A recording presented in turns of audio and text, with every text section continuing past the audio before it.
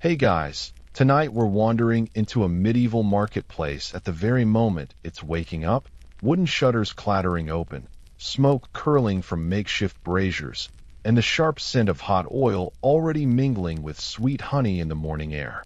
Chickens scatter at your feet as a peddler shouts about his fresh fritters, and you're already suspicious about what fresh means when there's no refrigeration.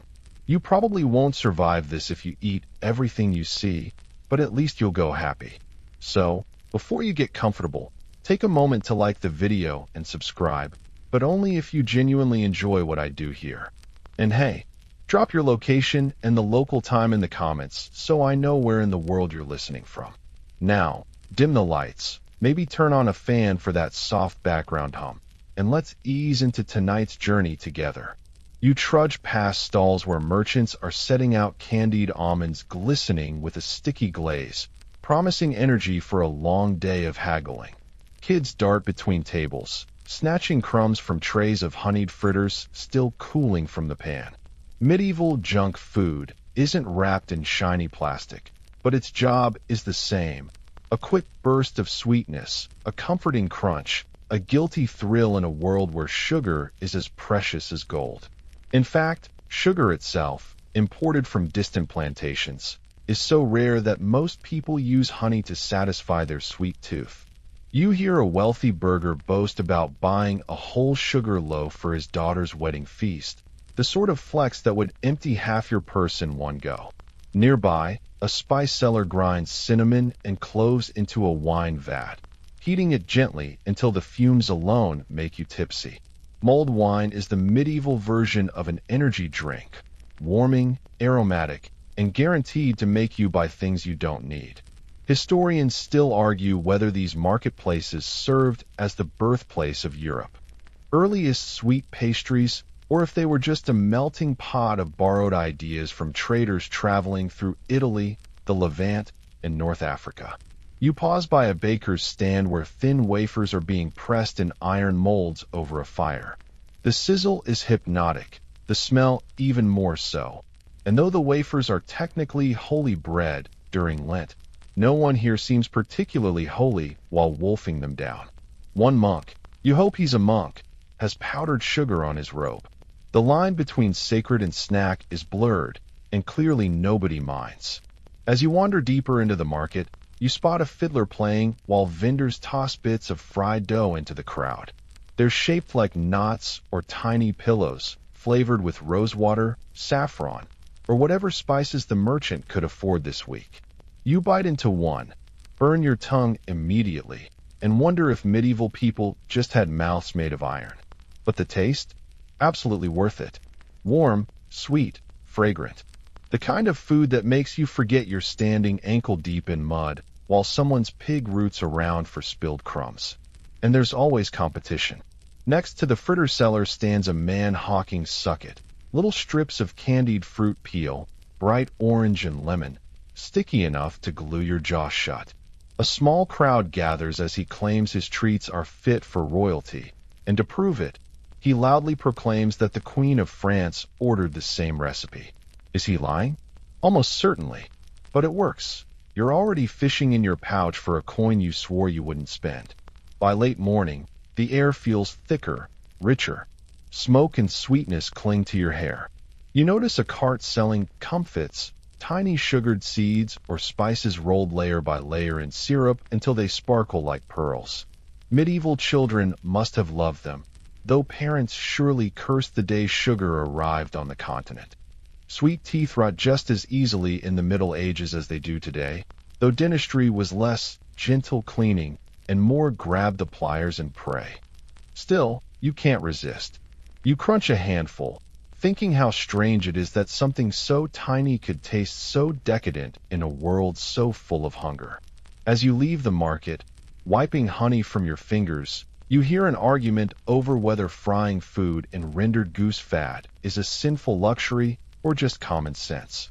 The preacher says gluttony is a vice. The vendor says, "You haven't tasted my fritters yet." You're inclined to agree with the vendor. If this is sin, it's a very delicious one.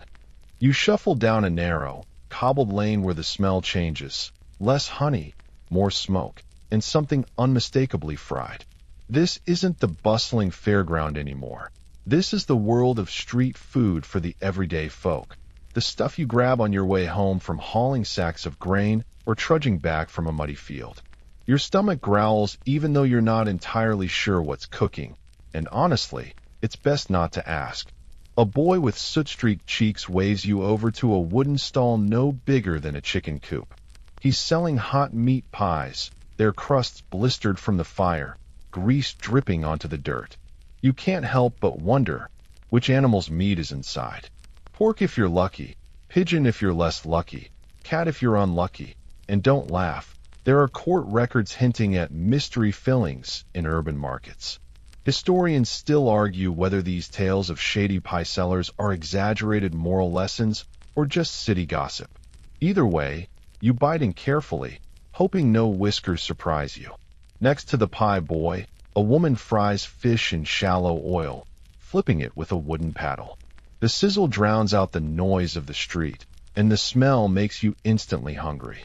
Cheap river fish, dredged in coarse flour, makes a crisp, salty snack perfect for a long day of walking. She dabs sweat from her forehead with the same cloth she uses to wipe her pans. Not exactly what you'd call kitchen hygiene, but nobody here's taking notes for a health inspector.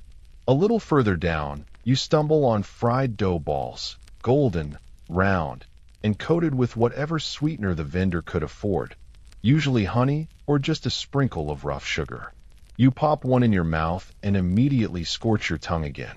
At this point, you're convinced medieval tongues must have been forged from steel. Still, you chew through the pain because the flavor is simple and comforting, like eating a cloud if clouds were deep-fried and slightly gritty. Not far away, someone's selling roasted chestnuts, their shells cracking open in the heat. A cheap, filling snack for poor travelers, though the smoke from the brazier makes your eyes water. The seller swears these nuts came from the royal forests, which is hilarious because everyone knows peasants caught poaching in royal woods usually ended up fined or worse. You decide not to ask questions. When food is hot and cheap, noble paperwork doesn't matter. Around the corner, a group of children gnaw on skewers of waste meat, little bits of offal and fat grilled over charcoal. It smells surprisingly good, though you try not to picture which part of the animal is currently between their teeth. One girl waves at you with greasy fingers, grinning wide enough to show teeth already browning from lack of care. Dental hygiene isn't exactly booming in this century, and the food isn't helping. As you move deeper into the warren of stalls, the ground turns to sticky muck from spilled oil and beer. A baker crouches over a portable oven, selling flatbread topped with onions and herbs. It's cheap, filling, and just salty enough to keep you coming back for more. You take a bite, and suddenly you understand why people in every century invent fast food. Because no matter how much bread you bake at home, someone else's tastes better when you're tired, cold, and hungry. You pass by a brewer's cart offering cups of thin ale to wash down the greasy fare. One sip tells you it's safer than water, but not exactly refreshing. A pair of laborers laugh loudly as they dunk their meat pies directly into their mugs. You're not sure if this is culinary genius or just desperation, but either way it works. The sun dips lower, the crowd thickens, and you realize these little stalls are more than just places to grab a bite. They're social hubs, gossip centers, and survival tools rolled into one. Everyone, rich or poor, walks these streets. Though the rich walk with guards, and the poor walk with hope no one steals their dinner. By the time you leave, your fingers are sticky, your pouch is lighter, and you're wondering whether that pie was really pork after all. You decide you'd rather not know. Sometimes ignorance is the secret ingredient. You leave the crowded alleys behind and step into the hushed, echoing corridors of a castle. The smells change again. Less smoke, less grime, far more butter and spice. This is not the world of greasy pies and river fish. Here, junk food is a privilege, and it's dressed up to impress. If street food was all about filling bellies, royal snacks are about showing off just how much sugar you can waste on something you don't really need. In a vast kitchen below the Great Hall, you watch servants scurry around with trays of pastries so delicate they look more like jewelry than food. Some are shaped like swans, others like tiny castles, and a few are literally covered in gold leaf. Because when you're a duke or duchess, why not eat something that sparkles? Marchpane, a chewy almond paste sweetened with rare sugar, gets molded into elaborate shapes and painted with bright vegetable dyes. It's so expensive that a single tray of it could probably buy you a new cow. Historians still argue whether nobles actually liked eating this much sugar or if they just pretended to enjoy it to flaunt their wealth. Records describe royal banquets where entire edible sculptures, ships, saints, even miniature battlefields were paraded in before being broken apart and devoured. You imagine biting into a sugar castle turret while a court musician plays a lute nearby, and you can't help thinking it's more about theater than flavor. At one side of the kitchen, a cook stirs a pot of spiced wine so sweet it's practically syrup. Cinnamon, nutmeg, and cloves, imported at outrageous cost, perfume the air. Servants sip the dregs, grinning like children who just raided a candy shop. You try some and nearly cough. It's so rich it makes your teeth ache instantly. Medieval dentists, if you could call them that, must have loved royal courts, because these people were basically chewing through their enamel for fun. In a corner, another servant rolls out dough for royal wafers, thin crisp sheets sprinkled with sugar and rose water. He slides them into a decorative iron press that stamps them with coats of arms. Apparently, even a midnight snack has to remind everyone who's in charge. You imagine sneaking one into your pocket, but given that castle guards are standing nearby with very sharp halberds, you wisely resist. Then there are the absurdly rich fritters, fruit or cheese dipped in batter, fried in clarified butter, not humble goose fat like in the streets, and dusted with imported sugar so fine it looks like snow. Nobles eat these between courses just to keep their appetite sharp, as if 6 courses of roasted peacock and stuffed venison weren't already enough. You watch a lady nibble a fritter, trying not to smear her embroidered sleeves, while whispering gossip about who's fallen out of favor with the king. The food is sweet, but the drama's sweeter. Not every treat is for show, though. In quieter corners of the castle, pages sneak bites of candied ginger and dried dates meant for their masters. A kitchen boy proudly shows you a tray of dragées, tiny seeds coated with sugar, like the comfits you saw in the market, but much fancier. He says they help digestion, which is probably medieval code for "we just like them." The weirdest thing you spot is a plate of sugared almonds dyed bright green with parsley juice. Why? Because wealth means never asking why not. You wonder if anyone actually enjoys eating nuts that look like emeralds, or if they're just props to make guests gasp. The great hall above is getting ready for a feast, and soon these delicate bites will be carried upstairs, presented on silver trays, and devoured by people wearing more jewelry than you've ever seen in one place. You glance down at your sticky fingers and realize you've tasted food that could feed an entire village for a week. That's royal junk food for you. Delicious, excessive. You step out of the castle kitchens and into the noisy chaos of a portside street, where every other shopfront smells like spices you can't quite name. This isn't just any corner of Europe. It's a crossroads, where merchants unload goods from ships sailing in from the Levant, North Africa, and even further east. And among those crates of silk and pottery are the things everyone really craves. Sugar loaves tall as your arm, cinnamon sticks as long as your finger, sacks of figs and dates so sweet they could double as candy.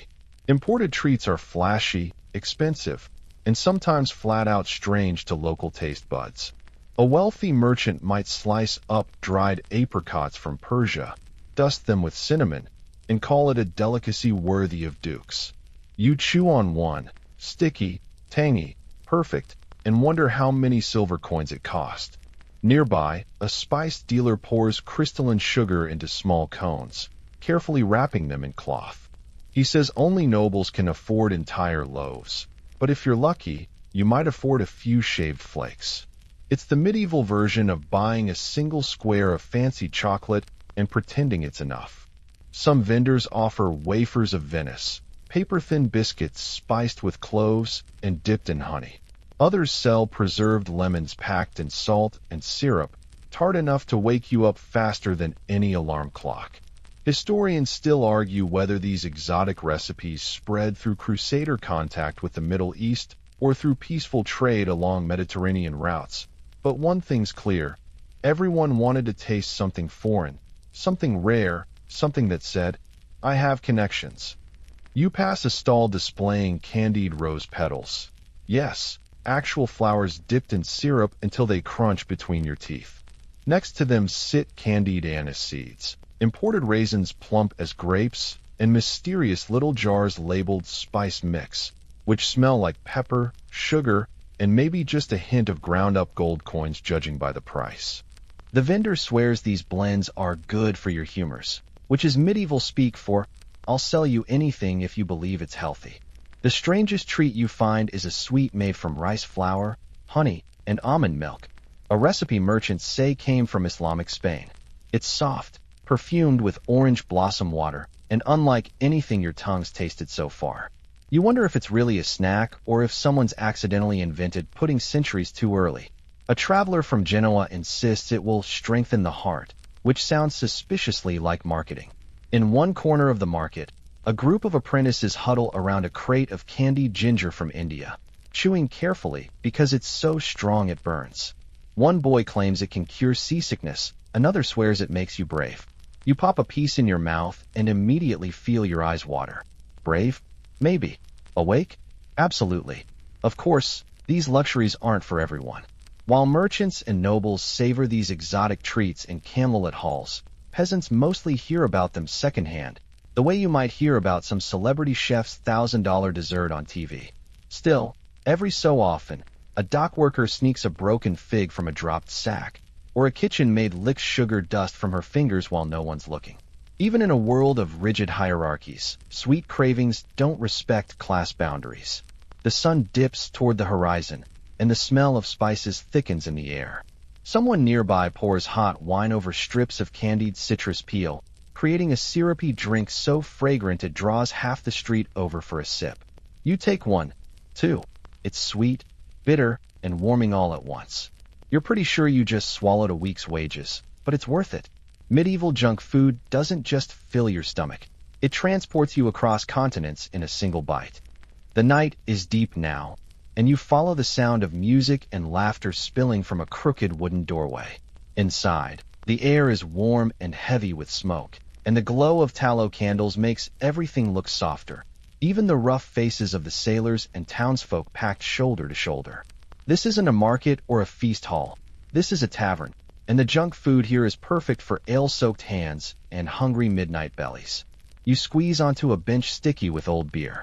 A serving girl drops a wooden platter in front of you without asking what you ordered. It's loaded with roasted nuts glistening with salt, hunks of black bread rubbed with garlic, and smoky little sausages skewered on splintery sticks. These are not dainty castle wafers or sugar-dusted roses. These are snacks meant to survive rough handling, spilled drinks, and the occasional bar fight. The tavern smells of wood smoke, sweat, and sizzling fat. Someone near the fire is grilling eel, the oily kind caught in local rivers, and brushing it with a sauce that looks suspiciously like honey mixed with vinegar. You raise an eyebrow, but a drunk at your elbow swears it's delicious, then offers you a bite before promptly dropping the whole thing on the floor. A passing dog snaps it up, confirming at least one satisfied customer. A fiddler starts playing in the corner, and mugs of ale clink as the room roars in appreciation. You notice a man gnawing on something deep-fried and ask what it is. Pickled herring fritter, he slurs proudly, which answers the question of whether medieval people had late-night cravings as strange as ours. Historians still argue whether these tavern recipes were improvised by innkeepers or borrowed from street vendors, but one thing's certain: nobody here is counting calories. Behind the bar, the innkeeper ladles out steaming cups of spiced ale thickened with egg, like medieval eggnog, but rougher. He sets down another plate of tavern crunch. Crisp cheese pastries fried, so hot they're practically weapons. You burn your tongue again, third time tonight. Clearly you never learn. But keep chewing anyway because the sharp saltiness pairs perfectly with the sweet ale. The night grows louder. A pair of merchants argue about grain prices while dunking chunks of sausage directly into their mugs. A monk, not the holy kind of monk, judging by the way he's singing off-key. orders a plate of honey cakes to keep the chill off. You bite into one, surprised by how rustic and perfect it tastes. Coarse flour, a hint of spice, and a gooey center that drips onto your sleeve. Even as the tavern empties, the embers in the hearth keep crackling. The last snacks are just crumbs swept off tables, scooped up by hungry dogs and latecomers too drunk to care. You lean back against the wall, full and content, feeling the hum of the room around you. In this dim light, with music fading and candle smoke swirling, you realize medieval junk food wasn't just about flavor. It was about comfort, company, and a little stolen joy at the end of a long, cold day. Word count, 1,066. Wind down, almost equals 300 words. The tavern door swings shut behind you, and suddenly the night air feels calm and cool. Your breath fogs in the dark, carrying the lingering sense of smoke, spice, and fried dough. The streets are quiet now, lanterns swinging gently in the breeze, and the distant ripple of water against the dock makes everything feel slower, softer. You wander through the narrow lanes, your footsteps muffled by the dirt, passing shuttered stalls and sleeping houses. Somewhere nearby, a baker's oven glows faintly, the last coals keeping warm until dawn. A single cat darts across your path, chasing something only it can see, then disappears into the shadows. As you walk, the night seems to fold around you like a heavy blanket. The sounds of the tavern fade into memory, replaced by the steady rhythm of your breathing and the soft rustle of the wind. Every detail of the day, the sugared almonds at market, the greasy pies in the alleys, the gilded pastries in the castle, the fiery candied ginger on the docks, and the smoky tavern snacks, blurs together into one long, delicious dream. You picture the stalls being rebuilt at sunrise, pies steaming again, honey dripping, mugs of ale sloshing as new stories are told. People are the same in every century, hungry, curious, craving comfort. Whether it's a hot fritter in a muddy street or a jeweled marchpane in a king's hall, junk food is a little piece of happiness you can hold in your hand. Now your eyelids feel heavy. The road ahead is quiet, and the world seems far away, peaceful and slow. Let the warmth of the day settle in your chest. Let the night air cool your thoughts, and let yourself drift. You trudge up narrow wooden stairs, sandals slapping against boards sticky with spilled wine from last night's revels. A slave pulls back a curtain, and suddenly the world shifts. Smoky torchlight reveals couches covered in dyed wool, polished cups waiting to be filled, and 20 of Athens' sharpest tongues already warming up. The host, draped in a chiton so clean it almost glows, nods at you to recline. You don't sit at a symposium. You lounge like you own the place. Of course, you don't. If you're lucky, you've brought a few coins or at least an entertaining story to earn your wine. The drink? Forget your modern wine glass. This is black, bitter, and mixed in a crater, the giant bowl where servants carefully dilute it with water. Well, carefully is relative. Historians still argue whether Athenians were truly disciplined with their ratios or whether they accidentally made the mix strong when politics called for courage. Tonight, the mixture smells harsh, almost medicinal, because it's seasoned with spices and honey. Someone jokes that it could clean bronze shields, and they're not entirely wrong. Mainstream fact: symposia weren't just wild parties, they were engines of culture. Poets tested new verses here. Politicians floated dangerous ideas, and philosophers sharpened arguments like daggers.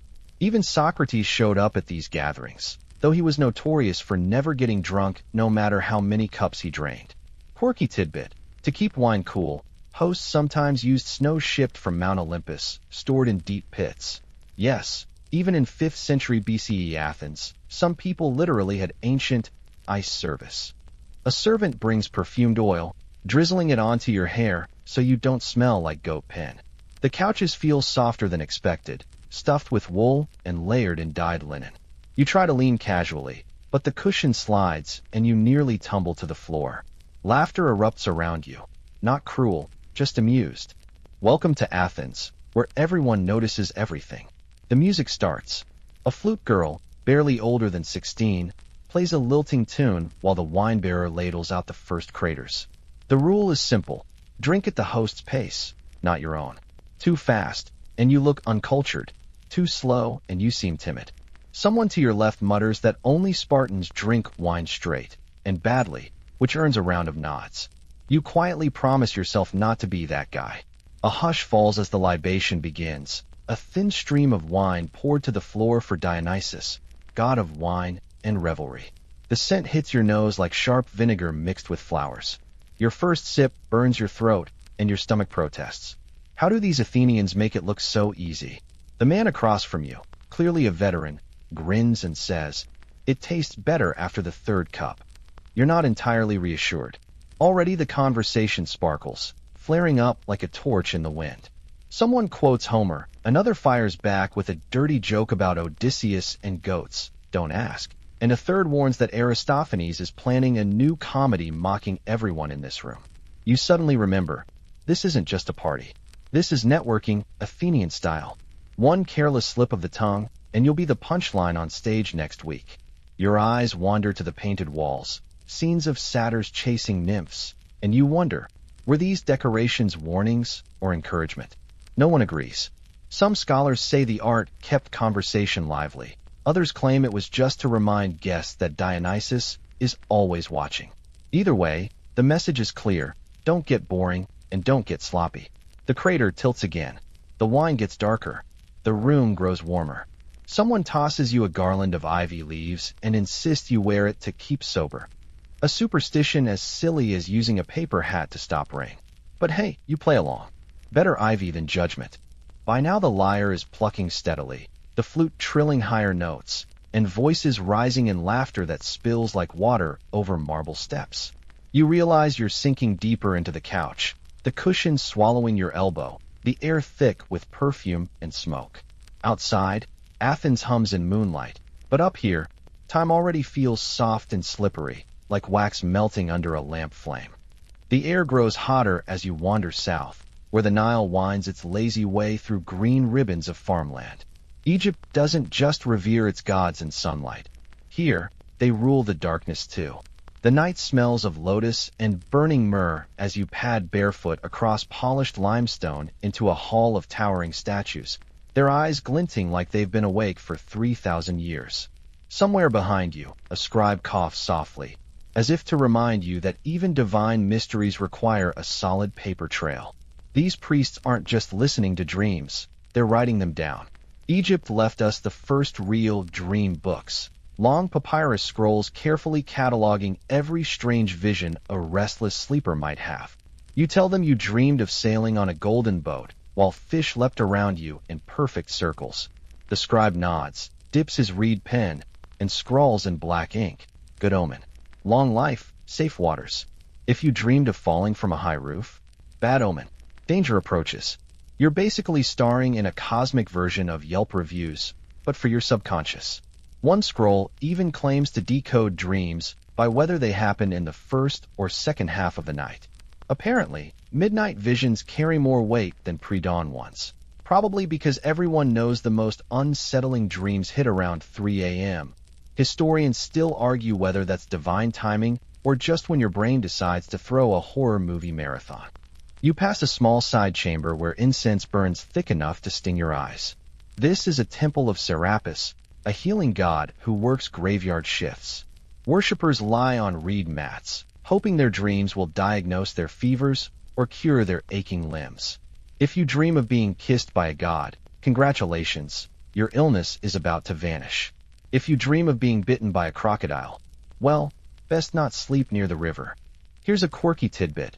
Some Egyptian priests believed statues themselves could speak in dreams.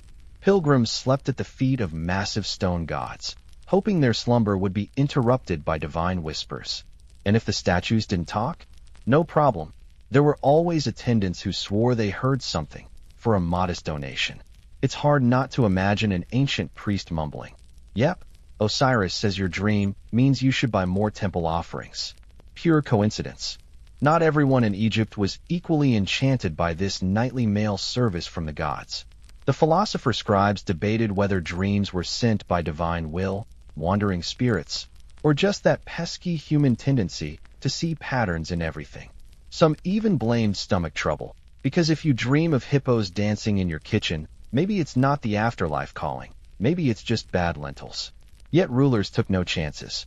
Pharaohs consulted entire dream departments before major campaigns.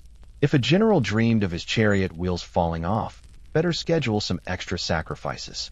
One high priest claimed to have dreamed that Thutmose IV would become king, long before it happened. Coincidence? Propaganda? We may never know, but it certainly made Thutmose's reign look like a divine appointment rather than just good luck with family politics. As you leave the temple, the night sky hangs heavy and purple over the desert. You hear the Nile lapping against its banks, carrying reeds and tiny boats downstream. Somewhere, a crocodile slides into the water with a sound like tearing silk, reminding you that Egypt's gods are never entirely tame. You clutch your dream interpretation like a royal decree, feeling that strange mixture of fear and comfort, because whether these visions are messages from RA or just the brain's version of doodling, everyone treats them as if the universe itself is writing in the margins of your life. It's a little unnerving, if you're honest. You imagine the statues smiling faintly in the lamplight, as if they know what you'll dream tonight, and maybe what you'll do about it. You catch yourself wondering, if a carved hunk of limestone whispers to you at midnight, are you hearing the voice of the gods, or just the echo of your own thoughts bouncing off ancient stone? Either way, the priests will have an answer, neatly inked on papyrus, ready to sell you peace of mind by the cubit. The air cools as you drift across the Aegean, trading desert winds for salty breezes. Now you're padding over marble steps into a Greek sanctuary at Epidaurus, a place where people come to sleep their way to good health. No, not like that. Keep your toga on. This is the realm of Asclepius, the god of healing, and his temples are less about snoring pilgrims and more about spiritual medicine, where a single dream could prescribe a cure better than any ancient physician. You're led to a long, pillared hall that smells faintly of olive oil and smoke. The priests call it an abaton, a sacred dormitory for dreamers. Visitors from all over Greece arrive with gouty feet, failing eyesight, or mysterious fevers. They bathe, offer honey cakes to the gods, and lie down on cold stone floors, hoping for what the Greeks called enkoemesis, a divinely sent dream diagnosis. If you dream of drinking clean water, your sickness will vanish. If you dream of wrestling a serpent, congratulations, Asclepius himself just dropped by to show off his pet snake. Historians still argue whether these snakes were holy creatures or just well-fed reptiles trained to slither around without biting. Quirky fact, some temples really did keep tame snakes crawling over the sleeping patients. Imagine trying to nod off while a priest cheerfully says, "Don't mind the sacred python, he's just blessing you." It's enough to make you question whether this healing spa is run by the gods or by the world's creepiest sleepover host. But it worked, at least, according to thousands of inscribed marble slabs. Pilgrims proudly recorded miraculous cures, a blind man dreaming of Asclepius' touch and waking with perfect vision, or a farmer whose dream suggested, "Eat more garlic," and promptly felt better. Whether divine intervention or placebo effect, these sanctuaries were the ancient equivalent of five-star wellness retreats, minus the cucumber water. Of course, not everyone bought into the idea. Some Greek philosophers argued dreams were just phantoms of the soul, random mental leftovers stirred up while you snooze. Aristotle himself sniffed that dreams probably weren't sent by gods, though even he admitted they sometimes contained uncanny insights. But try convincing a mother whose child woke healed after a single night on the temple floor. Logic doesn't stand a chance against a good miracle story. As you wander deeper into the sanctuary, torches cast a warm glow on votive offerings, little clay limbs, eyes, and ears left by grateful patients. Each token whispers, "The gods touched me while I slept." You pass a priest with an unsettling grin, happily describing a dream where Asclepius showed up as a bearded man carrying a staff with a serpent curled around it. Yes, that staff, still the symbol of medicine today. The atmosphere is thick with expectation. You lie down in your corner of the hall, the marble floor cold against your back. The night is alive with whispers, the rustle of robes, and the faint slithering sound of snakes making their sacred rounds. You try not to imagine one curling up next to your ear. Sleep creeps over you anyway, heavy and dream-thick. Your vision blurs, and suddenly you're standing in a sunlit garden. A man in a white cloak touches your shoulder, points to an herb growing between two stones, and says, "Boil this 3 times." You wake with a start to find the priest nodding knowingly. The god has spoken, he murmurs, scribbling your prescription on a wax tablet. Somewhere, a skeptical physician rolls his eyes and mutters, or maybe you just needed soup. By morning, pilgrims shuffle out with newfound hope, and occasionally, genuine improvement. Whether divine power, ancient pharmacology, or sheer belief, these dreams shaped lives, cured illnesses, and cemented the Greeks' faith that the boundary between mortal and divine is thinnest when your eyes are closed. As you step out into the dawn, you can't help but think, maybe there's something to it. Or maybe you just really don't want to offend a god who keeps snakes as pets. The road hardens under your sandals as you march west, trading marble columns for cobblestone streets and the disciplined clatter of Roman sandals. Rome is less dreamy than Greece, literally. These people are practical, iron-blooded, and famously unimpressed by anything that can't be conquered, taxed, or paved over. And yet, even here, in the heart of the empire, dreams still have a curious grip, especially when the stakes are life, death, and legion-sized armies. You're standing in a general's tent on the eve of battle. The air reeks of sweat, leather, and whatever passed for wine in a military camp. Hint, it tastes like regret. A centurion bursts in, pale as marble, babbling about a nightmare where the Roman eagle's standard fell into a pit. The general scowls, not because he's scared. Oh no, Romans are never scared, just strategically concerned, but because the entire camp now wants an interpreter. After all, if the gods are sending warnings, who dares ignore them? The Romans inherited a lot of Greek dream theory, but gave it their own military twist. Entire manuals existed explaining which visions foretold victory, famine, or assassination. Priests called augurs or haruspices would read not just bird flights and animal entrails, but also dreams.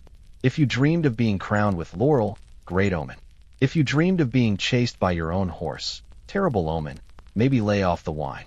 Historians still argue whether these interpretations were genuine beliefs or just convenient excuses for decisions already made. Quirky tidbit.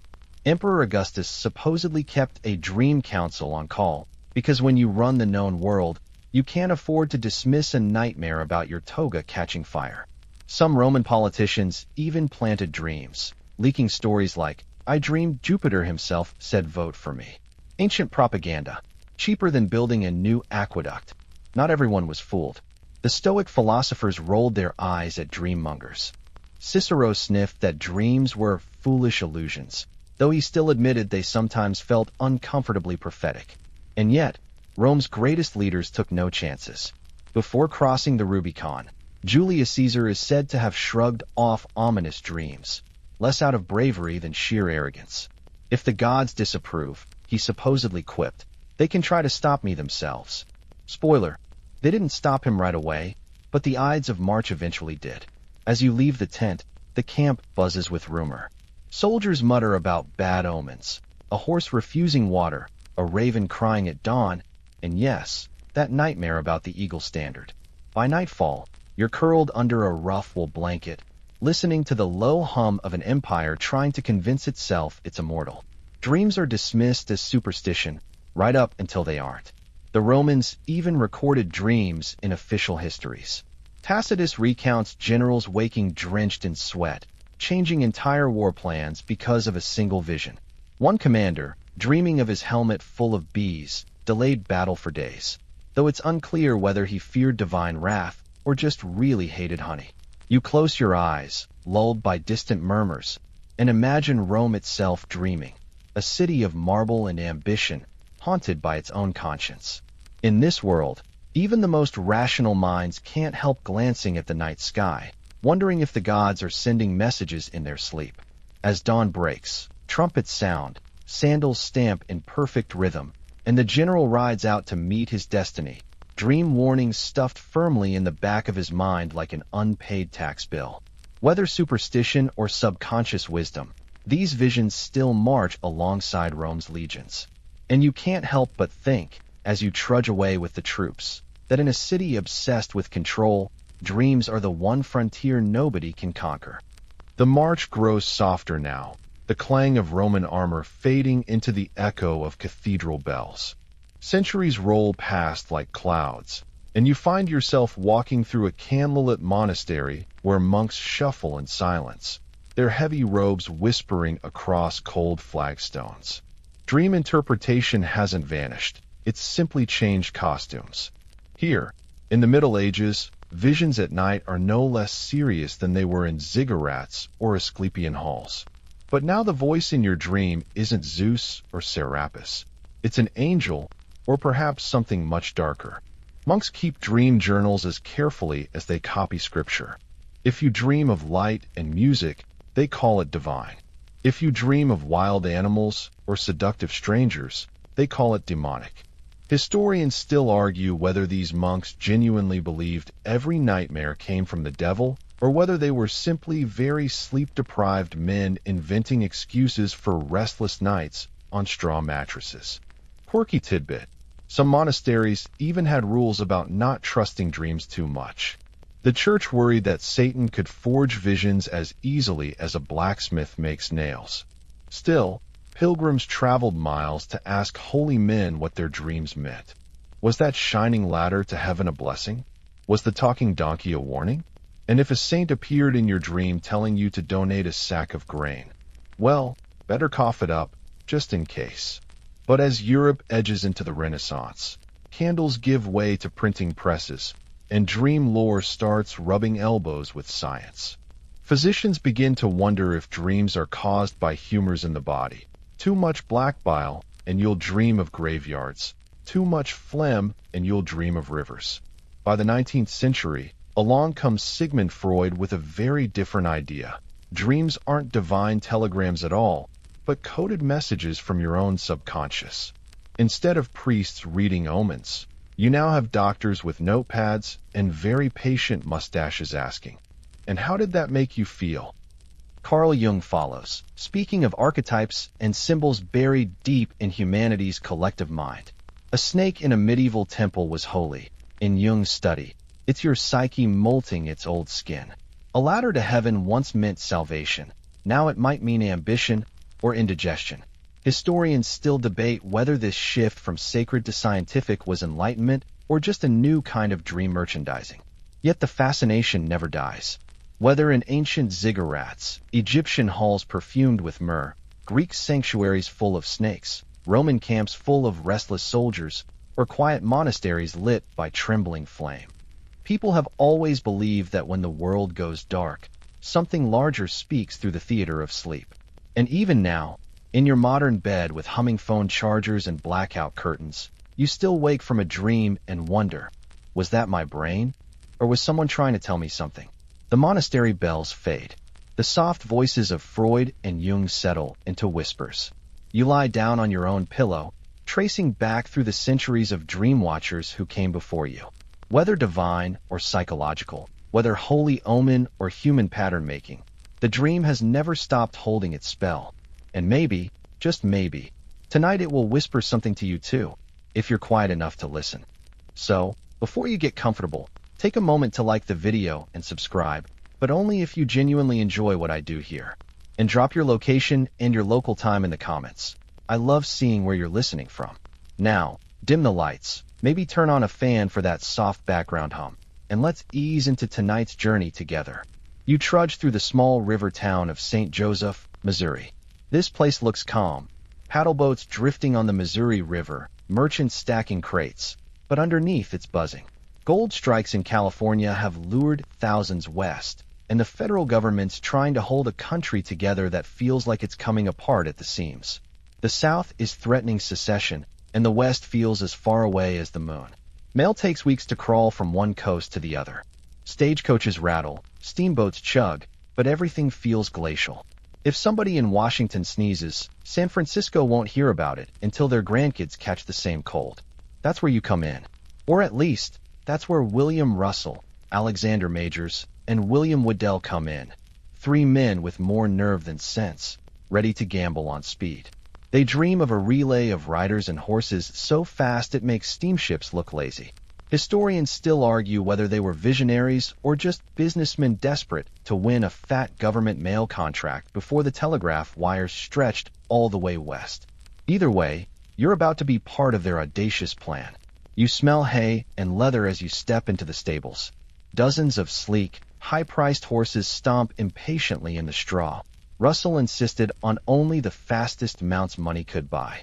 They'll need every ounce of speed because the goal is insane. Carry a letter from Missouri to California in just 10 days. Remember, that's nearly 2,000 miles of open prairie, Rocky Mountains, desert wasteland. And the occasional angry person with a rifle who isn't thrilled about strangers thundering through. You can almost feel the risk hanging in the air like a summer thunderstorm. These men aren't building some cozy stagecoach line with padded seats. They're building an artery of motion, each rider tearing through his 80 to 100 miles at breakneck speed before swapping horses at lonely stations. No passengers, no baggage, just mail pouches locked tight to the saddle. And if you lose one, well, there's no lost package complaint form out here. There's just you, hoofprints fading into nowhere, and your boss's wrath when he finally catches you. Russell is pacing the office floor in his fine coat, rehearsing speeches for government officials who don't fully believe this will work. Majors, a deeply religious man, hands every rider a Bible and makes them swear not to curse, drink, or mistreat their horses. Frontier riders famously honored about 1/3 of that oath. And Waddell counts coins in the corner, because even brave dreams need cold hard cash. One mainstream fact: the first ride begins April 3rd, 1860, from this very town, and the whole country holds its breath to see if it'll work. The telegraph wires already stretch partway west, threatening to make the whole effort obsolete before it even starts. But timing is everything. California needs fast communication now, not eventually. And here's a quirky tidbit. Rumor has it the job ad for riders said, orphans preferred. While no surviving document proves it, the legend stuck because the work was so dangerous that hiring kids with no parents to mourn them didn't sound completely insane to these guys. The streets around you are filling with curious onlookers. People whisper about Comanche raids, sudden snowstorms in the Sierra, and bandits with itchy trigger fingers. Some bet money the riders won't make it past the first 100 miles. But when the stable doors swing wide and the first horse surges forward with its rider crouched low over the saddle, the crowd erupts like it's the 4th of July. You watch the dust cloud streak out of town and can't help but wonder, is this genius or madness? The hoofbeats fade, but your heart keeps pounding. Tomorrow you might be the one in that saddle, tearing across a continent with nothing but courage, a revolver, and a pouch full of letters no heavier than your lunch. Section 12. You wake to the sound of hoofbeats hammering through your dreams. The next morning, the news spreads faster than the Missouri River after a spring flood. The first Pony Express rider made it to the next station, swapped horses in under 2 minutes, and disappeared west like a ghost. People cheer, newspapers print breathless updates, and you can't help feeling the itch to join. After all, what's the worst that could happen, other than stampedes, shootouts, blizzards, broken bones, and the occasional arrow sailing past your ear? Nothing you can't handle before breakfast, right? St. Joseph to Sacramento in 10 days. That's the promise plastered across broadsides and shouted in every saloon from Missouri to California. To make that happen, Russell, Majors, and Waddell built nearly 200 relay stations spaced 10 to 15 miles apart. Each one stocked with fresh horses, hay, a little food, and a very lonely station keeper who prays you don't show up at midnight in the middle of a thunderstorm. You stand in the office as Russell himself explains the route, over the Great Plains, up through the Rockies, across the blistering Nevada desert, and finally into the fertile valleys of California. The men behind this plan don't just want speed. They want to humiliate stagecoaches and steamships by proving a human and horse relay can beat anything on wheels or water. One mainstream fact: the Pony Express really did slash mail time from weeks to about 10 days, a breathtaking improvement in its era. It cost a fortune to run, but for a few shining months, it was the fastest thing in America. The first westbound rider, probably a young man named Johnny Fry, left St. Joseph carrying President Buchanan's message to the governor of California. The first eastbound rider carried congratulatory notes from California officials bound for Washington. This wasn't just mail, this was political theater on horseback. As you step outside, a wiry clerk hands you a tiny leather pouch. It's surprisingly small, just a few letters. People pay $5 per half ounce to send them, an absurd sum at the time. You tuck the packet into your jacket, wondering who these letters are for. Love notes? Business contracts? Orders for more pickled herring in San Francisco? Historians still argue whether most of the mail was personal or official, but it doesn't matter to you. Every ounce is sacred cargo. The stable's smell of sweat and oiled leather. A handler leads out your first mount, a rangy Mustang with fire in his eyes. The saddle is built light, barely more than a frame and stirrups. The mochila, a special leather cover holding the mail, fits snug over it. When you swing up, the whole horse shivers with anticipation. A crowd gathers again to see another rider off. Somebody yells, "Don't fall asleep in the saddle." Another adds, "Watch out for Pawnee raiders." Half joking, half deadly serious. The Western Plains are alive with people who don't care much for government mail zipping through their land uninvited.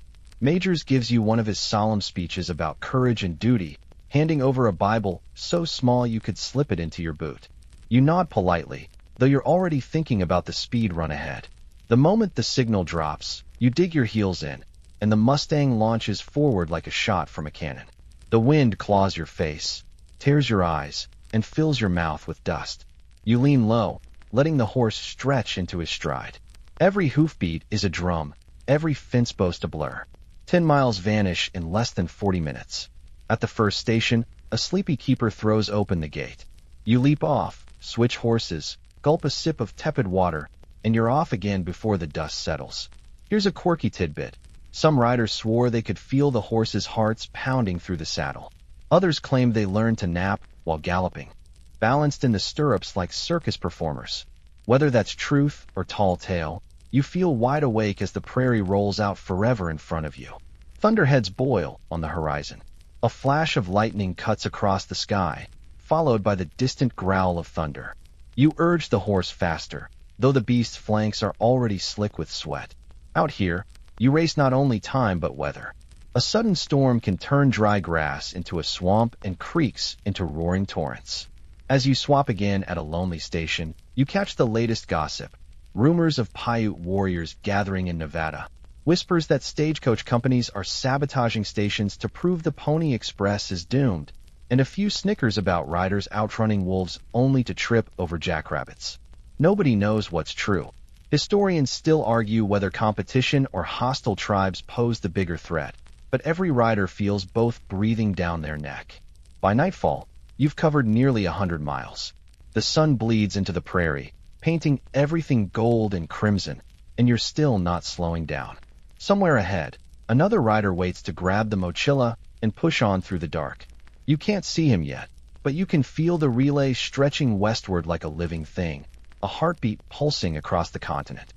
The next morning, your legs feel like they've been replaced by 2 sticks of beef jerky, but there's no time to complain. The Pony Express isn't hiring you for comfort. They're hiring you because you're reckless enough to say yes when any sensible person would walk away. The job is simple on paper. Ride fast, change horses, don't die. In reality, it's a nerve-shredding sprint where the margin for error is thinner than your saddle blanket. The hiring requirements sound like something between a bad joke and a dare. Riders should weigh no more than 120 pounds. Good with horses, preferably an orphan. Willing to risk life and limb for $40 to $50 a month. About double a farmhand's pay, but still not exactly retire early money. Historians still argue whether Russell's, orphans preferred, ad actually existed, or if it's a legend dreamed up by later storytellers. But either way, the image stuck. A gang of fearless teenagers tearing across the frontier. It sells newspapers, even if it isn't strictly true. You glance around the stable yard and realize you're the oldest man here by at least a decade. Some riders can barely shave, but they ride like demons, leaning low in the saddle and grinning at danger as if it's part of the scenery. Take Billy Fisher, for example, who allegedly fired at a wolf while switching reins without breaking stride, or Pony Bob Haslam, who once rode 120 miles through hostile territory after his relief man vanished. Then there's young William Cody, not yet famous as Buffalo Bill, who signed on at 15 and could supposedly shoot straight enough to swat a fly off a fence post, though no one knows if he ever actually tried.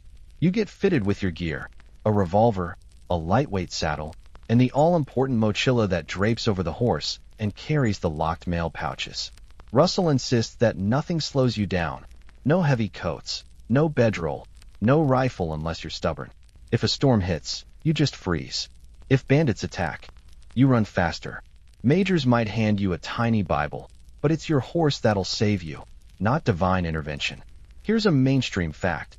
The average run for a rider is 75 to 100 miles before the next man takes over, though in emergencies some double or triple that. The pay's good, but there's no job security. If you fall off and break your neck, someone else just takes the reins. A dark reality check. You probably won't survive this if you make a habit of daydreaming. Midday heat shimmers across the prairie as you ride. Grasshoppers rattle under hoof, and the air smells faintly of smoke from a distant brush fire. You swap horses every 10 miles, barely pausing to gulp a ladle of lukewarm water. At one station, a kid no older than 14 waves you in, wordlessly takes the sweaty horse, and shoves a fresh one under you before you can even say thanks. Quirky tidbit. Some riders swore that changing horses so fast was like a magic trick. You'd leap off one mount still moving and land on another, both animals barely stopping. One station keeper bragged that he timed a rider at 12 seconds, longer than it takes most people to find their hat. Whether that's an exaggeration or not, you feel like a circus performer every time you vault into a fresh saddle. Out on the open plains, you start to lose your sense of time. Noon looks like dusk, dusk feels like midnight. You're not entirely sure which state you're in anymore, and you're too busy dodging prairie dog holes to care. A jackrabbit bolts across your path, and your horse nearly jumps sideways. If you'd been carrying a rifle, you might have bagged dinner, but of course you're not. The express doesn't pause for snacks. Somewhere around mile 80, a shadow on the horizon makes your stomach twist. Could be a rider coming the other way, could be trouble. You loosen the strap on your revolver just in case. The figure resolves into another express man, cheering you on, not chasing you down. For a moment you grin like an idiot, relieved, then grit your teeth and push harder. At the final relay, you dismount so stiff you can barely stand, but the next rider is already gone in a spray of dust, your precious letters vanishing westward. You slump against the fence post, sweat-soaked and grinning despite yourself. You survived your first full run at 40 miles an hour, give or take, and somehow, you want to do it again. The night wind bites like it has teeth, and you're starting to learn the Pony Express doesn't believe in off hours. The relay never sleeps. Somewhere along the line, you're shaken awake by a station keeper with a lantern, his face pale from loneliness or boredom, or maybe both. Your horse is ready, he mutters. You haven't even rubbed the grit from your eyes before you're back in the saddle, galloping through darkness thick as tar. The stations blur together. Small cabins or sod huts, spaced just far enough apart to make you wonder if you'll ever see another human face. A pot of beans on the stove, a horse tied out back, a single lamp burning to guide you in. Some have beds, most have nothing but a bench and a cranky man with a shotgun. You start to wonder who's more desperate, the riders or the keepers who choose to live out here with nothing but coyotes and tumbleweed for company. Mainstream fact. There were roughly 190 of these relay stops scattered along the route from Missouri to California. Some in settled areas looked almost civilized, while others in Utah or Nevada were nothing more than a shack in the desert with a corral, guarded by men who knew how to shoot. Historians still argue whether Indian raids or sheer isolation posed the bigger danger to these lonely outposts. Your horse's hooves drum against packed earth, the only sound louder than your own heartbeat. Somewhere in the dark, wolves howl, or maybe it's just the wind playing tricks. You remember the oath majors made you swear. No swearing, no drinking, no abusing your horse. You bite your tongue on the first two, because every time lightning rips the sky open you're tempted to curse loud enough to wake the prairie. As for the third rule, you'd never hurt the horse anyway. He's the only partner you've got. Here's a quirky tidbit. Riders joked about midnight mirages, those moments when exhaustion makes you see phantom campfires or glowing eyes along the trail. Some swore they saw ghost riders galloping beside them, and one poor kid in Nevada allegedly fired all 6 shots of his revolver at a stubborn bush that wouldn't stop watching him. Whether he was hallucinating or just had too much bad coffee, no one knows. At one lonely station, the keeper warns you about Paiute warriors gathering nearby. Another man swears bandits are stalking the trail to rob the mochila, even though there's rarely enough cash in it to make the risk worthwhile. Still, you tighten your belt and ride faster. The prairie wind stings your face, and your ears strain for any sound that doesn't belong. The Sierra Nevada rise like jagged teeth in the distance, promising cold, thin air and mountain passes that can turn deadly in an instant. Snow still lingers in the shaded canyons, and you shiver even with your coat buttoned to the throat. If you drop your reins here, you won't just lose your horse. You might lose your life to a misstep on an icy slope. Switching horses in the dark is its own challenge. Lantern light barely shows you where to plant your feet. You feel the steaming breath of the next mount as you grab the saddle horn and vault up, heart hammering. The mochila is secured with a single strap, easy to throw off, easy to grab. Every movement is practiced, a drill you could do in your sleep. Except out here you'd better stay awake. You've covered almost 100 miles since sunset. Your hands are blistered, your lips cracked, your eyes bloodshot, but you can't stop. Somewhere ahead, your relief rider is waiting. You picture him pacing by the fence post, glancing east every few minutes, listening for your hoofbeats. When you finally see his silhouette in the lantern glow, it feels like the finish line at a race you didn't realize you'd entered.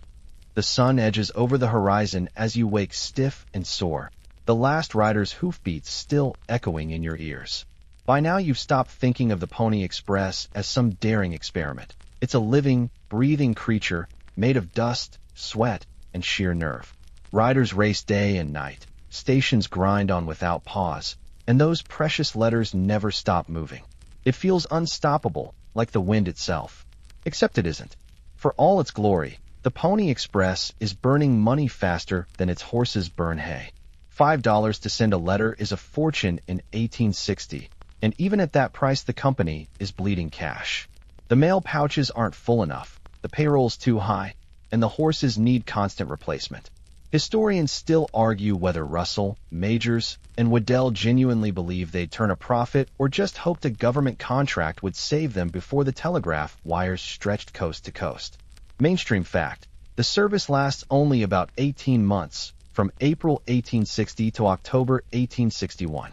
The moment the transcontinental telegraph is completed, the Pony Express is finished, snuffed out overnight by little copper wires strung on poles.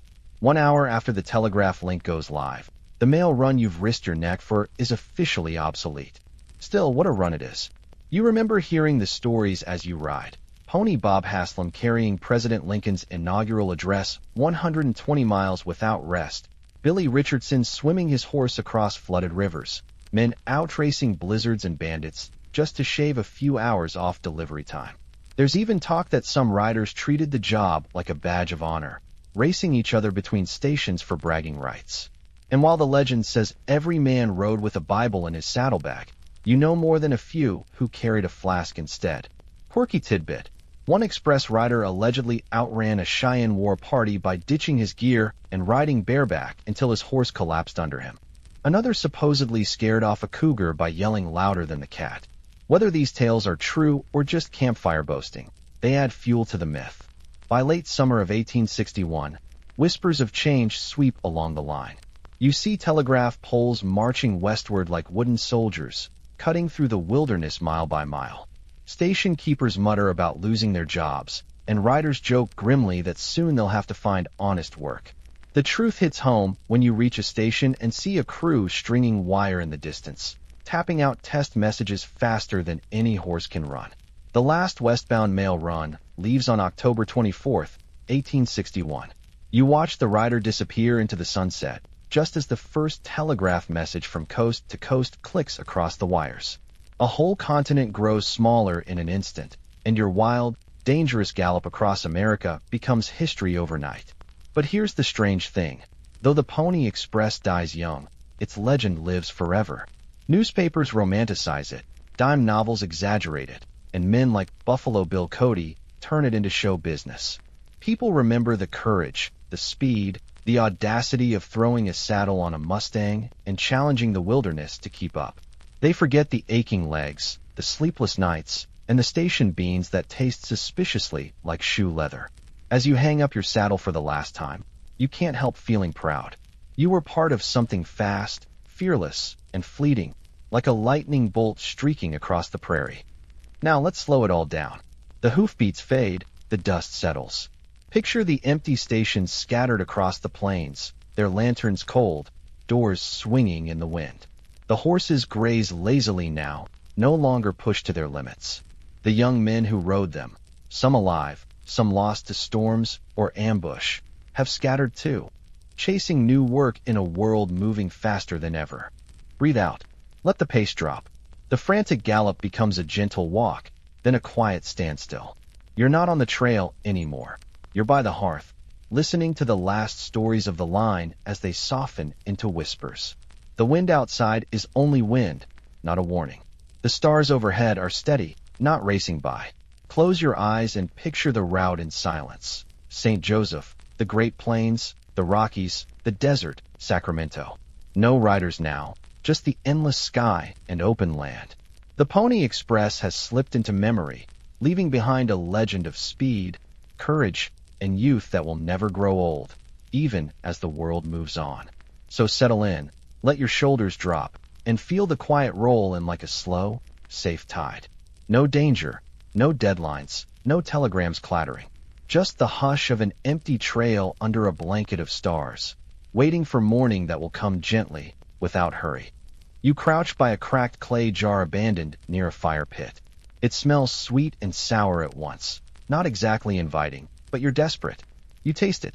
Warm, a little fizzy, and surprisingly cheerful on the tongue. Congratulations, you've just recreated the world's first beer completely by accident. Historians still argue whether this happened in Mesopotamia, Egypt, or several places at once, but they agree on one thing. Ancient people didn't invent beer on purpose. They just didn't throw out their soggy grain fast enough. Soon enough, what began as oops, spoiled bread water becomes deliberate. Someone notices that the thick, pulpy mixture makes people relaxed, bold, and slightly worse at throwing spears. Villages grind grain, soak it, leave it near fires where natural yeasts float by, and, bam, fermentation does its quiet, invisible work.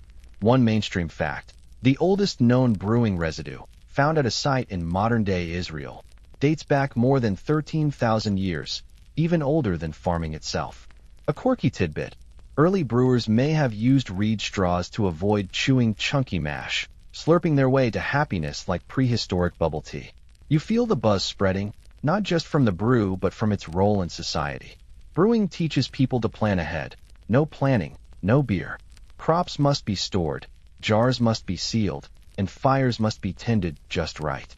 Imagine the frustration when your precious batch goes moldy or explodes out of its container. You mutter, "Guess I'm not cut out to be a brewer," but you try again anyway. And again, and again. Over time, brewing isn't just about thirst. It becomes a reason to gather, to toast the harvest, to share jokes that nobody remembers the next morning. Some scholars even believe beer, not bread, was the real motivation for domesticating grain. Think about that. Humanity may have learned to farm just to keep the party going. But not everything is foamy bliss. Early beer is thick, sour, and unpredictable. Some batches make you cheerful, others send you running for the bushes. And yet, even these risky brews have sacred weight. You notice villagers pouring out a few sips for the spirits before anyone drinks, hoping to keep angry gods at bay. Brewing becomes part science experiment, part prayer ritual. You walk through dusty settlements where clay jars line the walls, each topped with straw plugs. Curious neighbors peek inside, waiting to see if the bubbling stops, because when it does, that's when the drink is ready. Your head swims at the thought of how much trial and error goes into this. Will it taste sweet or sour? Will it lift spirits or lay people flat? Nobody really knows. The story spreads with every migrating tribe. Wherever humans carry grain, beer follows. And as you sip your next warm mouthful, you realize this isn't just a drink. It's a force pulling humanity together, shaping labor, trade, and even religion. Somewhere in this haze, you can already sense beer's future power, though for now, It's just a happy accident waiting to be perfected. You shuffle forward a few centuries, and suddenly the land around you isn't just barley fields. It's city walls and temples rising out of the mud. You're in Sumer, where beer has gone from sloppy kitchen experiment to state-sanctioned necessity. Instead of stumbling across a random clay jar, you now see entire courtyards full of brewing vats, the air thick with the smell of baking grain and yeast. This is no hobby anymore. Workers knead doughy barley loaves called bapper, then crumble them into water to ferment. You watch a priestess stir the mixture with a long paddle, chanting softly. That's because this isn't just lunch. It's a gift to Ninkasi, the goddess of beer. One mainstream fact. An actual hymn to Ninkasi from around 1800 BC doubles as a recipe, instructing brewers how to soak the grain, bake it, and let it bubble into something divine. Imagine singing your favorite cooking instructions. No YouTube tutorial required. The beer itself is more like liquid bread than the crisp lagers you know today. Thick, hearty, and nourishing. You sip it through a reed straw to avoid chewing floating grain bits, which makes you feel both sophisticated and a little ridiculous, like you're attending history's first cocktail party with biodegradable straws. Everyone drinks. Farmers, scribes, soldiers, and it's paid out as wages. You watch laborers line up to receive their daily rations of beer instead of coins. What better motivation to build canals or haul bricks than knowing there's a frothy reward at the end? But there's more going on than just happy workers. Brewing becomes an early form of quality control and record keeping. You squint at clay tablets covered in wedge-shaped writing, noting exactly how much grain goes in and how many jars come out. Historians still argue whether these records were primarily economic accounts or if they carried religious meaning too. Were these tablets about keeping the books or keeping the gods happy? A quirky tidbit. Some brewers sealed their vats with a mix of mud and bitumen. Yes, the same sticky black stuff later used for paving roads.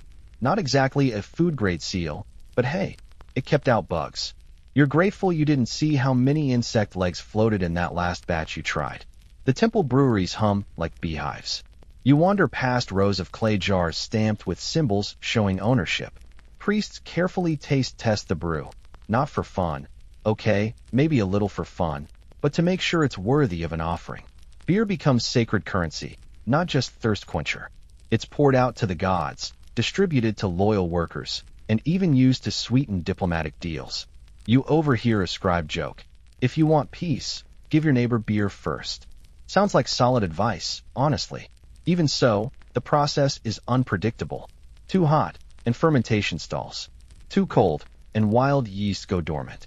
Too long in the sun, and the beer sours into something that tastes like you've licked a goat. But rather than give up, brewers adjust, learning to brew in shady courtyards, adding date syrup for sweetness, or drying the barley bread longer to control the flavor. Every mistake becomes a lesson, every jar an experiment. By now, beer isn't just part of daily life. It's a pillar of civilization. You can almost feel the hum of commerce and ritual in every swallow. What started as an accident is now a carefully tended craft, blessed by the goddess Ninkasi and guarded by temple scribes. The villagers you met earlier would barely recognize this thick, hearty drink as the same humble brew they discovered by chance. But you taste the connection, the same warmth spreading in your chest, the same communal laughter rising from the clay-walled streets. Beer has grown up, and so have the people who make it.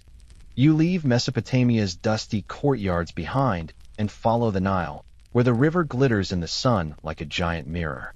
Here in Egypt, beer isn't just sacred, it's everywhere. You walk past bustling marketplaces where traders hawk jars of frothy brew alongside figs and papyrus sandals. The smell of baking grain and date syrup wafts from every street corner. Brewing isn't just a temple job anymore, it's a full-blown industry. In the shadow of the pyramids, workers haul enormous stone blocks, pausing to gulp down their daily beer ration. One mainstream fact, records from the Old Kingdom show that pyramid laborers were paid partly in beer, sometimes as much as 4 liters a day. Forget your modern coffee break. These guys got something far stronger. You take a sip from a ceramic jar, and the beer tastes sweet, cloudy, and slightly warm, like liquid bread pudding with a faint bite. But it's not just about thirst or pay. Pharaohs recognize that beer is power.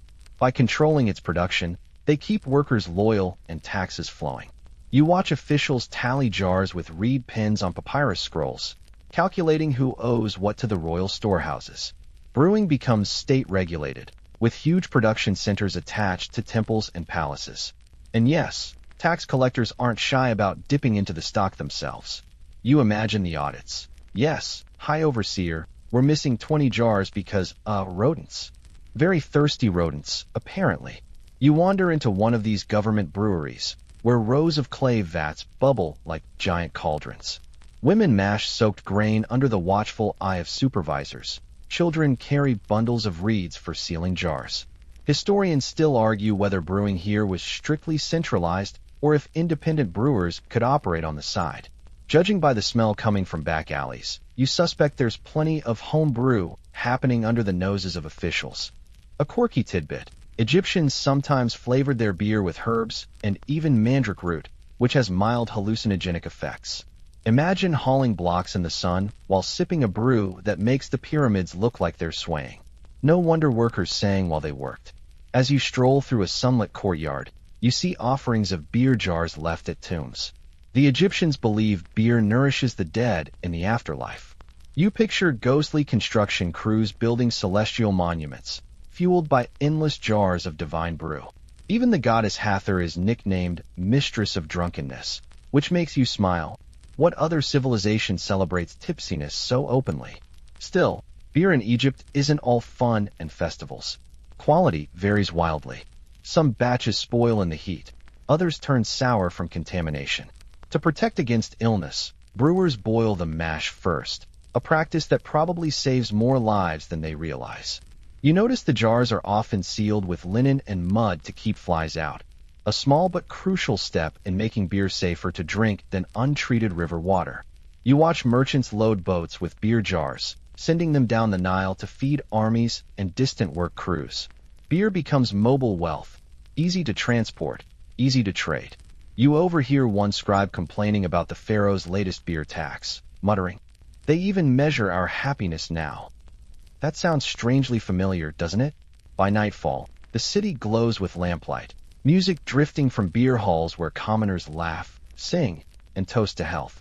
You take another sip, feeling the buzz of civilization growing stronger. Beer is no longer just a happy accident or sacred ritual. It's an engine of government, labor, and even diplomacy. As you set your jar down, you sense a shift coming.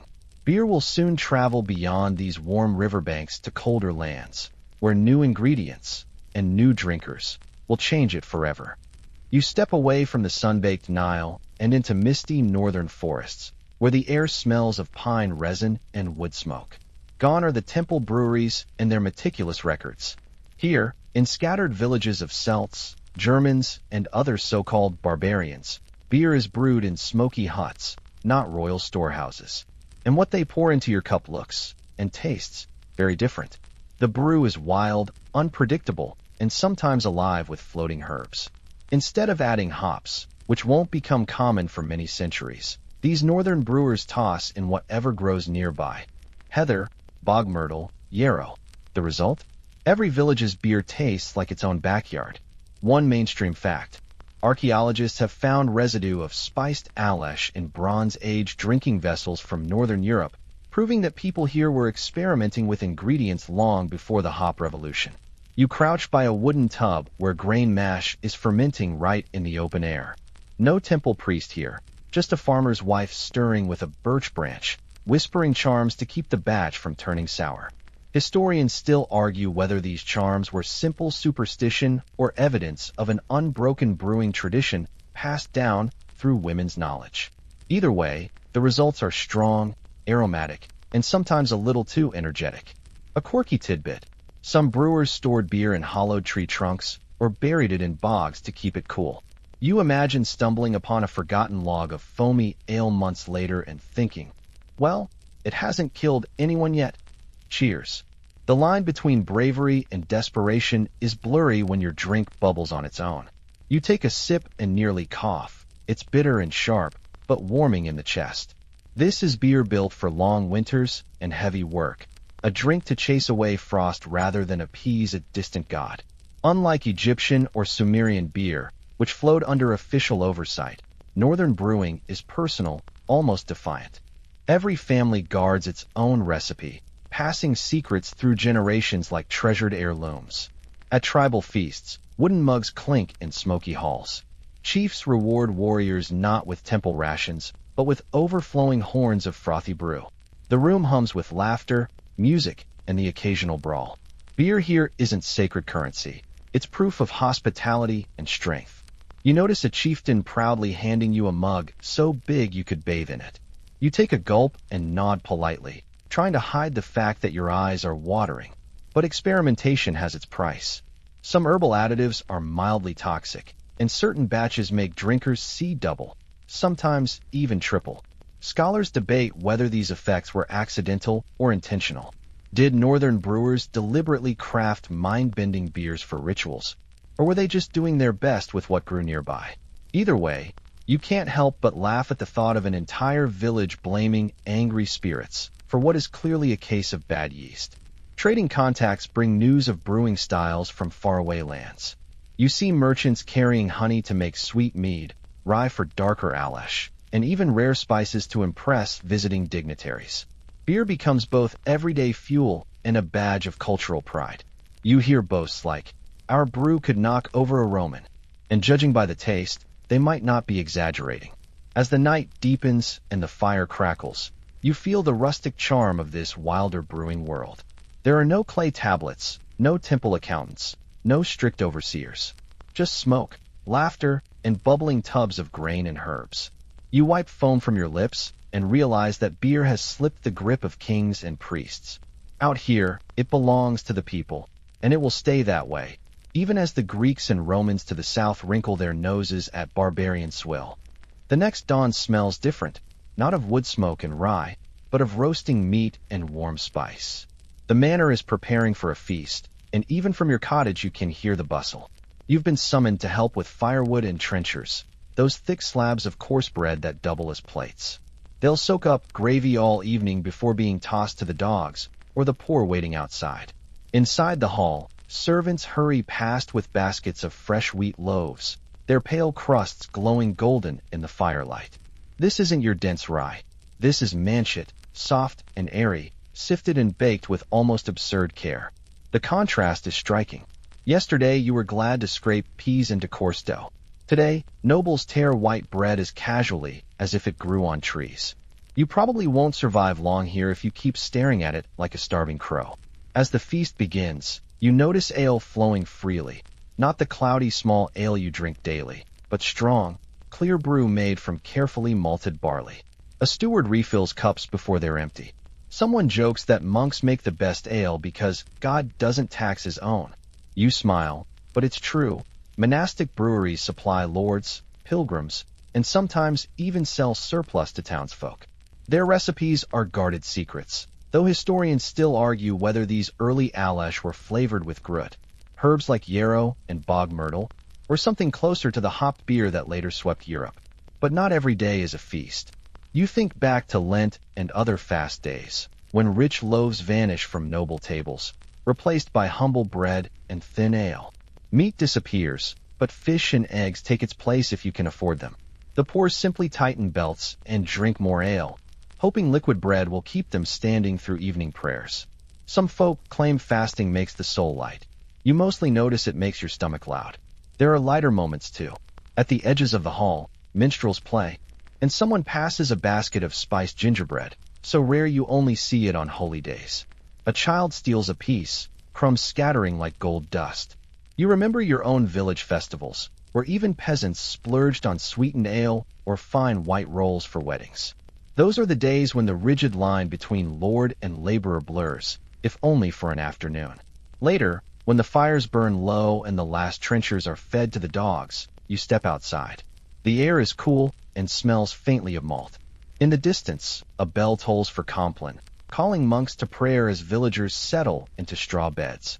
Bread and ale have shaped every hour of your day, from dawn's coarse loaf to evening's golden manchet, from the weak brew at breakfast to the strong cup at night. They aren't just food and drink. They are the rhythm of life itself, rising and falling like the yeast in your dough, steady as the swing of a plow. You trudge home under the stars, belly full, ears ringing with music, and wonder how much of this world will endure. Will bakers always mark loaves with thumbprints? Will aloes still guard their paddles when towns grow larger? Historians still debate which recipes survived, which vanished, and which were only ever stories to begin with. But tonight, your world feels timeless. Grain, water, yeast, and patience, turning simple earth into something almost whole.